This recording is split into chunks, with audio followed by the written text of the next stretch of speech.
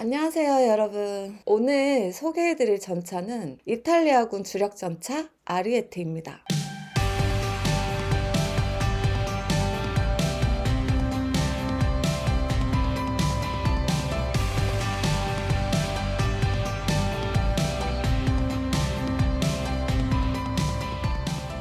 이탈리아 경제력에 있어서 EU에서는 세 손가락 안에 들어가고 탄탄한 공업력을 바탕으로 방산 시장에서도 나름 입지를 갖고 있는 나라인데, 유독 전차 쪽에서는 이탈리아의 이름이 잘 들리지 않아요. 2차 대전 때 나치 독일과 손을 잡았다가 제대로 한번 싸워보지도 못하고 항복했던 이탈리아는 전쟁이 끝난 후 미국의 영향력 아래에 놓이게 됩니다.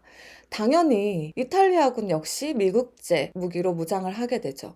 지상군 병력의 핵심인 기갑부대도 미국산 M4, M26, M46, M47 전차로 무장하면서 재출발했고, 1970년대 이후에는 M60과 서독제 레오파르트 1을 사용했어요.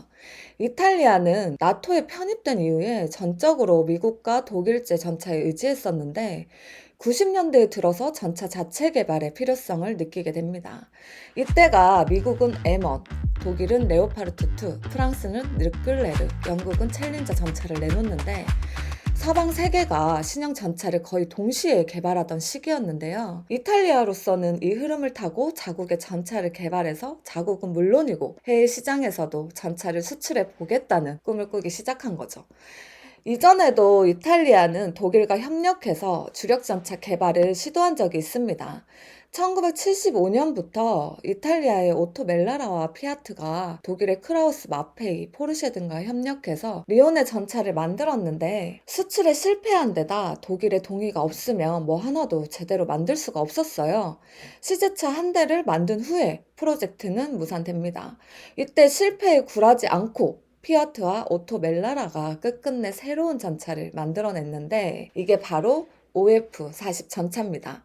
근데 이 전차는 생긴 것부터 내부 설계까지 레오파르트 1의 복제품이나 마찬가지였는데요. 게다가 성능 면에서는 하위 호환이었어요. 1981년 아랍에미리트에 39대가 수출되고 235대의 차체가 리비아, 나이지리아의 자주포 제작용으로 판매되기는 했었는데, 독일의 레오파르트 1이 불티나게 팔리는 상황인데 짝퉁 같은 OF40이 설 자리는 당연히 없었겠죠. 이런 상황에서 독일의 갑질에 이탈리아가 빡이 친 거죠. 그래, 우리만의 전차를 만들어 보자. 우리가 돈이 없어, 기술이 없어. 한번 해보자. 그렇게 이탈리아 유수의 군수기업 이베코와 오토 멜라라의 주도로 개발된 전차가 C1 아리에테입니다.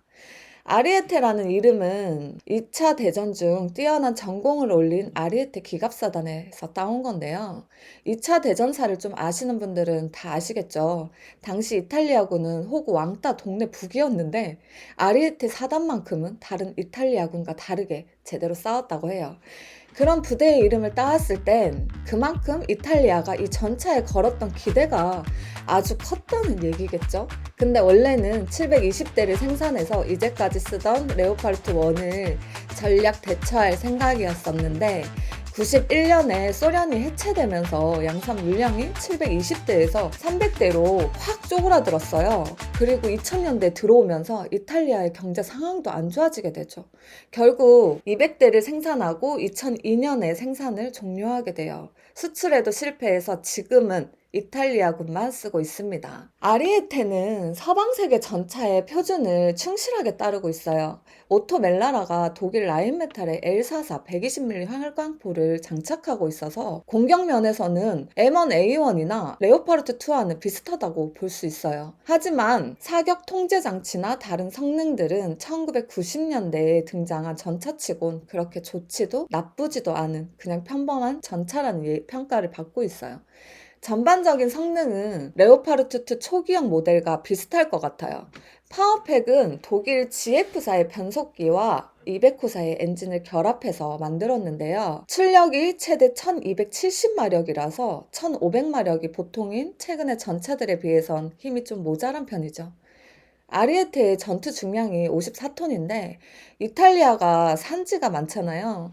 중장갑보다는 차체 무게를 낮춰서 기동성을 확보하고 있어요. 1270마력의 엔진도 거기에 맞춰서 실은 건데 실전 경험을 바탕으로 레오파르트 A5나 M1 에이브람스가 장갑을 증가시키느라 전투 중량이 늘어나게 되죠. 아리에테 같은 경우엔 장갑을 증가시키면 엔진이 늘어난 무게를 못 받쳐줘요. 그래서 방어력이 약하다는 얘기를 주구장창 들어야만 했죠. 이런 문제를 해결하려고 엔진을 1600마력급으로 올려야 한다는 요구가 계속 나왔었는데 국방 예산이 계속 감소해서 사업 추진을 못하다가 올해 2월에 드디어 엔진을 1578마력으로 올리고 조준 시스템이나 컴퓨터 전장 정보 네트워크 시스템을 업그레이드한 모델이 나왔습니다. 특히 업그레이드 모델은 폴란드의 차기 전차 사업을 겨냥해서 내놨던 건데 아시다시피 폴란드는 다들 아시죠? 우리나라 케이트 흑표가 먹었잖아요. 너무 안타깝게도 아리에테의 앞날은 그닥 밝지 않을 것 같은 느낌입니다. 구독이, 좋아요, 알림이 꼭꼭 눌러주세요. 좋은 하루 되세요. 안녕.